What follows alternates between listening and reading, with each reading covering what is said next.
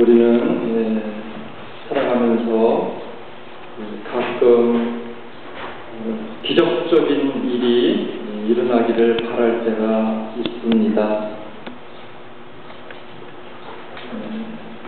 몸이 아플 때 기적적으로 건강을 회복하고, 또 우리 자녀들이 기적적으로 하버드 대학 좀 갔으면 좋겠고, 가도 문제죠. 학비가 비싸서.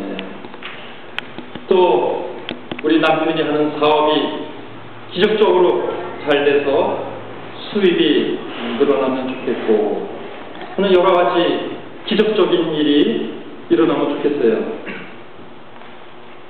복권을 사면 정말 기적적으로 1등을 해서 성당에 헌금도 좀 하고 편안하게 살고 싶은 그런 기적적인 일이 일어나면 좋겠죠? 별로예요? 네? 기적적인 일이 일어나면 좋겠고, 안 일어나도 뭐 상관없겠죠, 물론. 사는데. 그런 일이 좀 일어났으면 좋겠다 하는 바람을 가질 때가 종종 있습니다. 그래서 정말 기적적인 일이 우리 성당에서 일어나고 있어요. 매 주일 미사 때마다 여기서 예수님이 탄생합니다. 하느님이 이곳에 탄생하셔요. 여러분이 헌금으로 낸 돈으로 다 이렇게 빵을 사고 포도주를 사서 미사 중에 사제의 축성으로 그 빵이 뭐로 변해요? 예? 예수님의 몸, 성체로 변하죠. 포도주가 뭐로 변합니까? 예수님의 피, 성혈로 변하죠.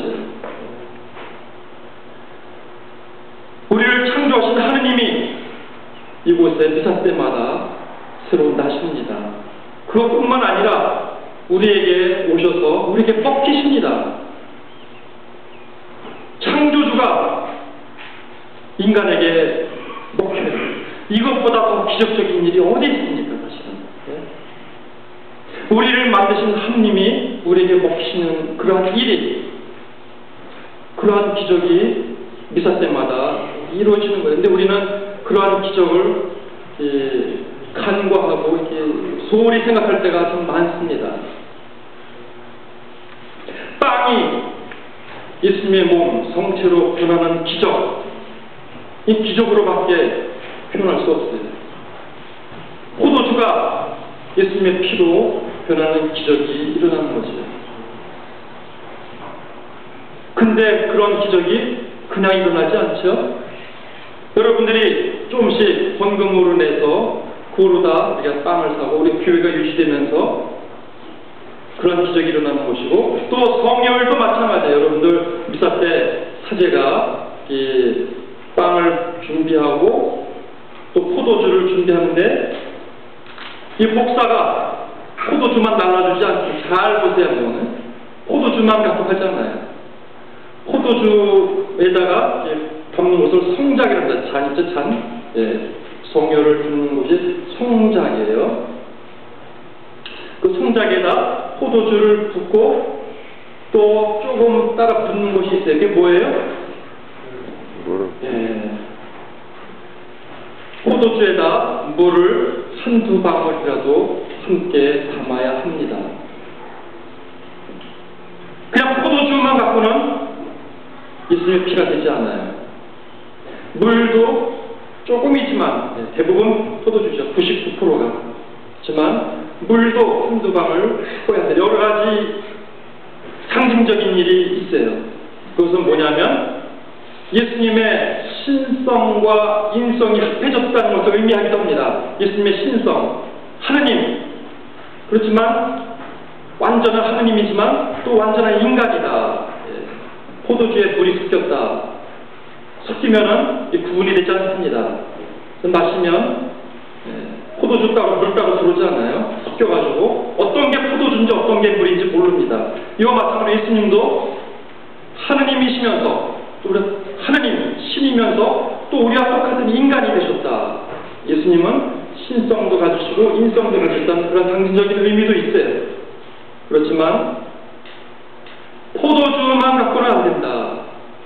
물이 한두 방울 섞여야 한다는 것은 우리의 인간의 어떤 손길도 필요하다는 것을 말하고 있는 거예요. 그냥 기적이 일어나지 않습니다. 물이 한두 방울이라도 섞여야지 기적이 일어나는 거예요. 그냥 하나님이 우리에게 거둬주지 않았어요. 거둬주지 않아요. 우리가 빵을 먹으려면 어떻게 해야 돼요? 밀을 심어야죠. 쌀을 먹으려면 벼를 심어야 됩니다. 그냥 주지 않아요. 우리의 조그만 아주 미약하죠 사실은. 성혈이 되려면 물이 한두 방울이라도 섞여야지만 거기서 포도주가 예수의 피로 변하는 기적이 일어나듯이 우리도 기적을 바랄 때 그냥 바라서는 안 되고 우리의 조그만 참여, 사실 보잘것없지만 우리 조그만 노력, 우리의 손길이 합해질 때 기적이 일어난다는 것을 우리가 명심해야 됩니다. 오늘 복음에서 보면은 예수님이 저 외딴 곳에 산속에 들어가서 기도하시려고 피정하는 거죠. 피정이라는 것은 멀리 고요한 곳으로 피해 간다는 의미예요. 예. 사람들이 하도 많이 와가지고 와서 기적적인 병도 고치고 여러 가지 예수님을 만나서 그런 기적을 바라고 사람들이 너무 채워서 쉬면서 기도하려고 산에 들어갔는데도 사람들이 그걸 알고 산에까지 쫓아옵니다. 그래서 그들이 하도 불쌍해서 예수님 피정하셔야 될 때이지만 그래도 그들 만나서 병도 고쳐주고 또 하나님 나라에 대한 말씀도 해주시고 그래서 날이 저물어요. 그들은 먹을 것이 다 떨어졌습니다. 사람이 몇 명이었어요? 5,000명인데 남자들만 5,000명이었어요. 남자들만. 장정만 5,000명이다. 여자들은 사람 숫자에 들어가지도 않았습니다. 예수님 시대에는 여자들은 어떤 남자들의 소유물 같은 것이었어요. 함께 살다가 내보내면 이혼장만 써주면 그냥 보낼 수도 있었습니다. 지금도 중동지방 여자들은 여자들의 인권은 없습니다. 중동지방엔 율태교도 마찬가지고 이슬람도 그렇고. 그래서 여자들은 사람 숫자에도 나오지 않았어요. 남자들만 5,000명이면 한 몇 명 정도 될까요? 10,000명 이상 되겠죠. 지금도 보면은 남자 숫자보다 여자가 더 많아요. 그 10,000명 이상 되는 사람, 그 많은 사람들을 어떻게 할까? 제자들이 걱정이 된 거예요. 이 사람들 멀고도 떨어졌는데 이제 시간도 저물고 저녁 때가 되고 외딴 곳에 먹을 것은 없고 또 제자들이 걱정이 돼가지고 빨리 마을로 보내서 이 사람들 뭐 좀 사먹게 보내십시오. 그럴 때 예수님이 뭐라 그랬어요? 너희들이 주어라. 너희들이. 그 사람들 마을로 보내지 말고 너희들이 먹을 걸 주어라. 제자들이 먹을 것이 넉넉했습니까? 제자들이 먹으려고 갖고 있던 양식이 전부 뭐였어요? 제자들 몇 명이죠? 12명에다가 예수님까지 13명. 빵 5개와 물고기 2마리. 그것도 부족했어요. 넉넉하지 않습니다. 빵 5개와 물고기 2마리. 제자들은 기가 막혔죠. 우리 먹을 것도 없는데 이 10,000명 이상 되는 사람을 어떻게 그거 갖고 정말 벼룩에 뭘 빼먹어요? 간을 빼먹어도 유분수지. 이 많은 사람 빵 5개와 물고기 2마리가 어떻게 먹을 수 있는가? 그렇지만 제자들은 예수님 말씀대로 그것을 가져오노라 했을 때 안 됩니다. 이거 네가 먹어야죠 하고 움켜쥐지 않았어요. 어떻게 했어요? 다 예수님께 봉헌했습니다. 다 주셨어요. 먹을 것 빵 5개와 물고기 2마리밖에 없지만 다 예수님께 갖다 바쳤어요. 그러자 거기서 기적이 일어난 거예요. 그 빵 5개와 물고기 2마리를 10,000명이 산되는 사람이 먹고도 남은 것을 모으니까 몇 광줄이나 됐어요? 12광줄이가 넘었다. 차고 넘었다. 빵 5개와 물고기 2마리. 이 빵이 정당만한 빵이 아니죠. 예? 물고기가 뭐 저보다 키 큰 물고기가 아닙니다. 예, 작은 물고기, 작은 빵 5개. 어떻게 그런 기적이 일어났는가? 기적은 우리 손에 달려있지 않습니다. 우리는 그저 아주 미약한 것을 갖다 바치면 그것을 통해서 기적이 일어나는 거예요. 여러분이 조금씩 내는 헌금으로다 여기서 예수님의 몸과 피가 되는 그러한 기적이 일어나고, 포도주에 작은 물을 섞을 때 성혈이 되는 그런 기적이 일어나듯이 우리가 바친 것은 정말 미약하지만 그 안에서 기적이 일어난다.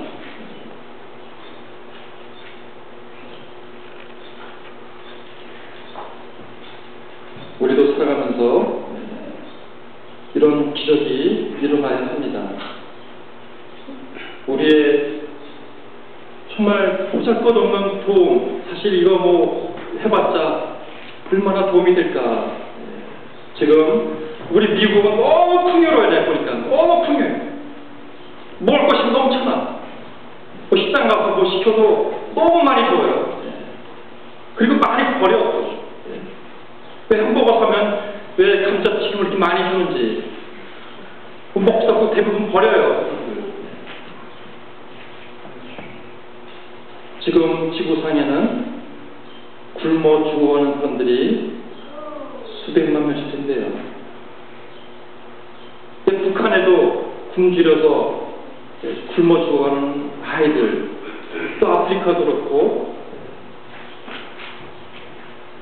정말 우리가 조금씩 모으면 그 사람들 굶어 죽지 않는데, 우리가 사실 뭐 많이 도우지 못하지만 정말 몇 뿌리라도 바치면 그것이 모아져서 큰 기적이 일어나는데, 우리 생각할 때 이거 뭐 해봤자 뭐 10,000명이 되는 사람 보이빵 5개 물고기 2마리 무슨 도움이 되는가? 우리가 몇 불 도와주는 것이 그들에게 무슨 도움이 되는가?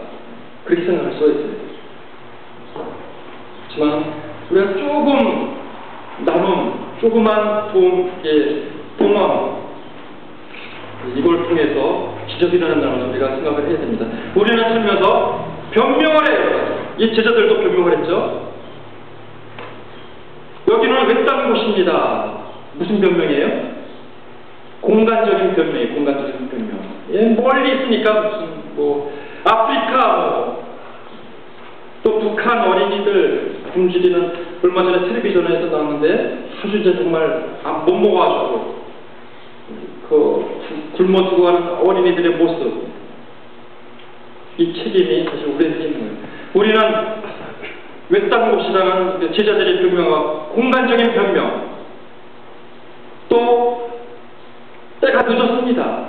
시간적인 변명, 시간이 없다고 변명할 때가, 또 소유적인 변명, 우리가 가진 것은 이것밖에 없습니다. 우리가 도와줄 것이 없어요. 우리 가진 거 이것밖에 없는데 무슨 도움이 되겠습니까? 이런 변명, 공간적인, 시간적인, 또 소유적인 변명, 멀리 떨어져 있는데, 시간 없는데, 가진 것이 없는데, 이러면 우리가 죽어서 예수님 앞에 섰을 때 너는 왜 그들을 도와주지 않느냐? 시간이 없었습니다. 멀리 떨어져 있어서 그들을 볼 수가 없었습니다. 가진 것이 없어서 도와줄 수가 없었습니다. 예수님이 너희가 주어라, 제자들에게 말씀하셨죠. 너희가 주어라. 그들을 먹을 것이 제자들이 걱정했을 때 예수님은 바로 제자들에게 너희가 먹을 것을 주어라. 이 말씀은 지금 우리에게도 하시는 말씀이에요. 우리는 변명을 댈 수가 없습니다. 시간이 없었다고, 또 멀리 떨어져 있었다고, 가진 것이 없었다고 변명할 수가 없어요. 여러분들 지금이라도 이제 나누려는 마음, 바로 옆에 있는 우리 이웃들뿐만 아니라 우리 가끔 신문이나 텔레비전을 통해서 보는 어려운 사람들, 그런 사람들을 위해서 기도하면서 또 실제적으로 나누는 그러한 사랑 실천을 우리가 늘 잊지 말고 할 때 작은 도움이고 작은 손길이지만 그걸 통해 하나님이 기적을 일으킨다는 것을 명심해야겠습니다. 잠시 묵상합시다.